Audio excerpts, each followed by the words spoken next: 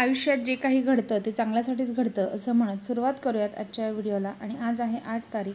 8 तारखेची आज संध्याकाळची जवळजवळ वेळ झालेली आहे आणि मला एका सेमिनारसाठी बाहेर जायचं होतं। तर त्यासाठी अर्ध्या रस्त्यापर्यंत मला ऑटोने जायचं होतं आणि त्यानंतर पुढे मला हे पिकअप करायला आले होते आणि मग आम्ही आमच्या पुढच्या प्रवासाला इथून सुरुवात केली होती। तिथे सेमिनारच्या ठिकाणी आम्ही पोहोचलो। तिथे जास्त काही शूट करण्याची परमिशन नसल्यामुळे केली नाही, पण मी जे हे आता नवीन काम सुरू केलेलं आहे तर यात मला मिळालेली ही पहिलीच अचीवमेंट होती आणि मला खूप जास्त आनंद झाला होता या गोष्टीचा, म्हणून ही गोष्ट आज तुमच्यासोबत शेअर करते। दुसऱ्याच दिवशी मला सकाळी एका कार्यक्रमासाठी बाहेर जायचं होतं आणि तो एक व्यावसायिक मेळावा होता। हा व्यावसायिक मेळावा जो आहे तो सोनाली कोदे मॅडम आणि पारेख मॅडम, कोमल पारेख मॅडम अशा दोघींनी मिळून हा आयोजित केला होता। या ठिकाणी आम्ही वेळेत येऊन पोहोचलो होतो। हळूहळू महिलांची गर्दी जी आहे ती व्हायला सुरुवात झाली होती, महिला येत होत्या आणि या कार्यक्रमाचं सुंदर असं आयोजन त्यांनी केलेलं होतं। त्यानंतर इथे जे आहे ते प्रमुख पाहुणे म्हणून दंताळे ज्वेलर्स जे आहेत तर त्यांचे क्षितिज दंताळे सर आले होते आणि मला सांगायला आनंद होतो की क्षितिज दंताळे सर जे आहेत ते माझे क्लायंटसुद्धा आहेत।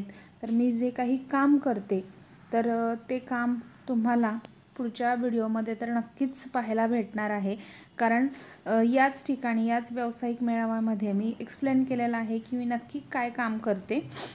आणि हा जो व्यावसायिक मेळावा झाला त्याच्यामध्ये खूप सुंदर अशा गोष्टी घडलेल्या आहेत।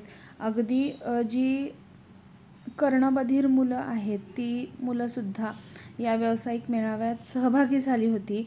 त्यांनी त्यांचा व्यवसाय तिथे सगळ्यांच्या समोर मांडला आणि कशा पद्धतीने मांडला या सगळ्या गोष्टीसुद्धा तुम्हाला व्हिडिओमध्ये पाहायला भेटणारच आहेत।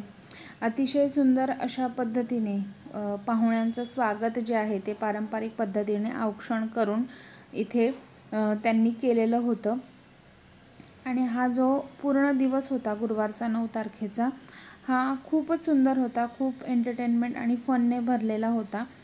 तर एकाच व्हिडिओमध्ये मी या सगळ्या गोष्टी दाखवायच्या म्हटलं तर तो व्हिडिओ खूप लेंदी होईल, म्हणून मी काय केलेलं आहे याचा दुसरा पार्टही केलेला आहे। तर याचा तुम्हाला दुसरा पार्ट आणि फन एन्जॉयमेंट जर पाहायची असेल तर तुम्हाला चॅनलला सबस्क्राईब करावं लागेल आणि व्हिडिओला लाईक केलं जर तुम्हाला आवडला असेल तर। त्यानंतर पाहुण्यांचे स्वागत झाले आणि त्यानंतर सगळ्यात महत्त्वाची गोष्ट असते की आपण कुठल्याही कार्याची सुरुवात आहे ती देवांच्या आशीर्वादानेच करतो। तर मग इथे दीपप्रज्वलनाचा वगैरे कार्यक्रम जो आहे तो यांनी अतिशय सुंदर पद्धतीने असं केला आणि तुम्ही पाहू शकता इथे पुढे इथे एक महिला होत्या ज्या जवळजवळ 71 वर्षांच्या होत्या आणि त्यांचा उत्साह आणि त्यांचा व्यवसाय या सगळ्या गोष्टी तुम्हाला पुढच्या व्हिडिओत नक्कीच पाहायला भेटतील। Bye bye.